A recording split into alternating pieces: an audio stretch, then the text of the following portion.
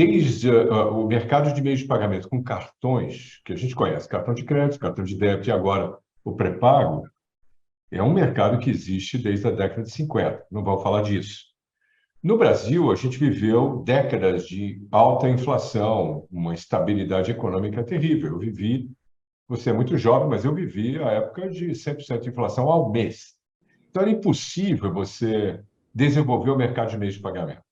E aí, o que acontece? Nós temos o Plano Real, e no meio da década de 90, a gente começa a perceber a estabilidade econômica. Com estabilidade econômica, a inflação tendendo a baixa, o mercado começa a bombar. Então, eu entrei nesse mercado no ano 2000, quando ele estava começando a bombar. Naquela época, ainda você tinha uma grande parte da captura de forma manual. Mas com o mercado crescendo, naquela época crescia 33% em 2000, 2001. Então, com esse crescimento, foi possível você inovar, mas uma inovação evolutiva, trazendo terminais de captura, começar a capturar de forma não manual, portanto, de forma eletrônica, por isso que a gente chama de pagamentos eletrônicos, né? E o mercado cresce vertiginosamente.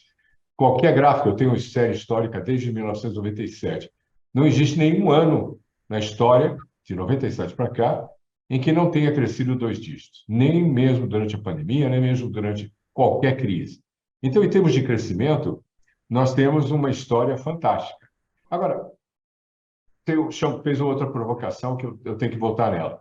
Então, o crescimento é um crescimento importante, já vamos falar de concorrência, já vamos falar de rentabilidade, já vamos falar de novas tecnologias, já vamos falar do consumidor, mas esse crescimento tornou essa indústria, por volta da década dos anos 2010, quando houve a abertura já mencionada por você, muito atraente, extremamente atraente. Por que ela se tornou atraente? Porque ninguém conhecia essa indústria. A gente escondia isso, né? A gente publicava balanço na véspera na véspera de algum feriado, normalmente Sexta-feira Santa, normalmente perto da Páscoa, você publicava para ninguém ver o balanço. Só que a Mastercard abre o mercado, abre o capital em 2006, a Redecard abre em 2007, a Visa abre em 2008 e a Cielo abre em 2009. Então, muito bem, esses números começaram a se tornar público e a gente começou a falar para o público qual era o número. Isso atraiu muita atenção.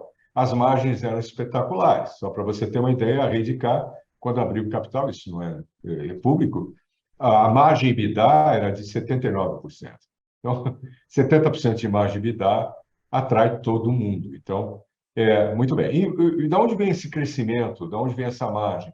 Vem de 2 ou 3 coisas muito simples. Primeiro, a estabilidade econômica permitiu o crescimento.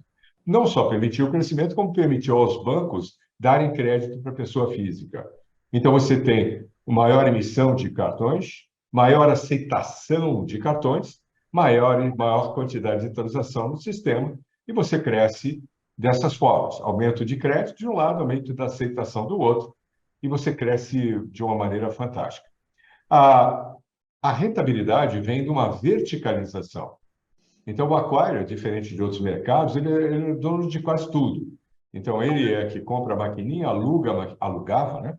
Pelo menos alugava a maquininha era dele, o sistema era dele, a maquininha só funcionava para ele, claro, e assim por diante. Então, uma operação verticalizada, onde algumas empresas, como o Redecard, tiravam o maior proveito disso e tinha como melhor produto, o produto mais rentável, a antecipação de recebíveis.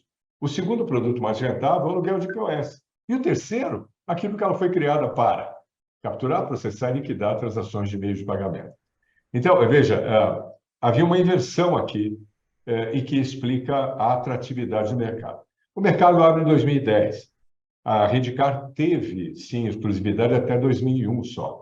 E a Cielo e a Visa encerram a exclusividade em 2010. Muito bem, mas não mudou nada em 2010. Em 2010, as duas brigaram entre elas, concorreram entre elas por grandes players, os preços baixaram um pouquinho só. Começa a aparecer a Elavon, Stone, a Global Payments, mas, na verdade, o mercado começa a mudar um pouquinho o market share a partir de 2016. Muito mais motivado pela entrada do regulador em outubro de 2013. O Banco Central, que manda em tudo, não mandava meios de pagamento, não tinha o poder da caneta.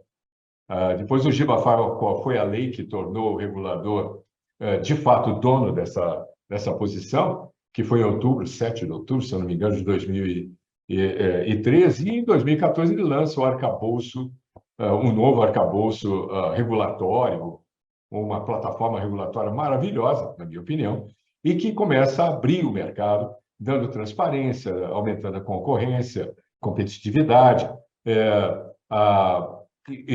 criando inovação, e aí começam a aparecer as empresas. Então, nós tínhamos 2 aquários, hoje são mais de 25 aquários. A palavra subcredenciador ou subaquário era palavrão. Ninguém falava. Tinha umas PayPal-likes, Mercado Pago, Moip, algumas assim, mas PagSeguro e outras, então, uma meia dúzia, mas elas eram as que atuavam no mercado do e-commerce, não propriamente dito em lojas físicas. Outras existiam, mas por baixo do pano, eram, como eu disse, palavrão. Com a entrada dos novos adquirentes, os novos credenciadoras, a gente abriu para esse mercado. A Global fez isso, a Elavon fez isso, e aí, hoje, nós temos mais de 250 subcredenciadoras. Quando o Gilberto estava numa outra cadeira, ele chegou a contar provavelmente umas 300. Hoje, talvez tenha menos de 250, mas estão aí. Então, o que aconteceu com esse mercado? Houve uma transferência muito grande, uma mudança grande. A concorrência fez com que a taxa caísse, a taxa de desconto, também chamada de MDR. Portanto, a receita bruta do aquário começa a cair individualmente, apesar do crescimento do volume ser fantástico. Ao mesmo tempo, houve um aumento do intercâmbio, que é a remuneração do emissor, portanto, custo para o aquário, e houve um aumento significativo do custo da bandeira. Então, em 2009, a parte da pizza que cabia ao aquário, só na transação, era de 45%. Hoje é 25%. Tá? Então, o volume mais do que compensou essa perda. E hoje você tem concorrência no terminal, no POS, você tem concorrência na antecipação. Então, o mercado mudou muito. Mudou muito. Já não é tão atraente como já foi no passado. Ainda continua em evidência pelo volume de crescimento. E o volume de crescimento continua acontecendo. Hoje, de acordo com a Abex, a gente já deve ter atingido mais de 50% do consumo das famílias brasileiras. Esse número não é difícil de calcular, mas tem várias formas de você olhar para ele. Você tem que olhar o consumo nominal e comparar com o volume que a gente atingiu. O ano passado, 3,3 trilhões de reais em transações com cartões de crédito e débito.